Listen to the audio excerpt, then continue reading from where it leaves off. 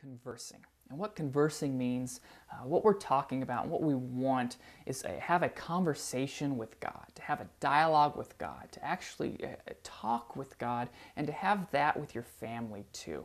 The first thing that's really important when trying to have a spiritual conversation with God, having a spiritual conversation with your family, is finding that time.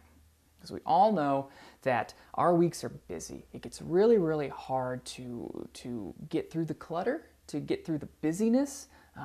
There's rehearsals, there's recitals, there's sports practices. There's a lot of stuff that's very demanding of us. And so what kind of happens is this spiritual relationship, this relationship with God that we want, we don't make time to talk with God. And so the first thing I'd really encourage you to do is to think about, okay, I have this week, I have lots of stuff going on, but where can I carve out and just create some space? Where can I get a section of time set aside where I can sit down with the Bible, I can sit down through prayer, I can sit down with my kids, whether they're in elementary school age or they're students? Where can I have some space where a conversation with God becomes real?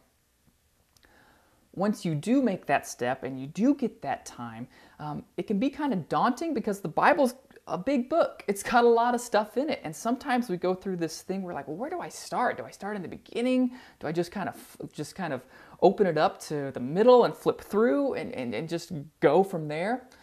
What we have at Shoal Creek is we've created this really cool resource, and we call it the Next Steps. And each week, from the Sunday's topic, there's going to be a next step post that gives you all kinds of resources to think about. Okay, I have this time with God.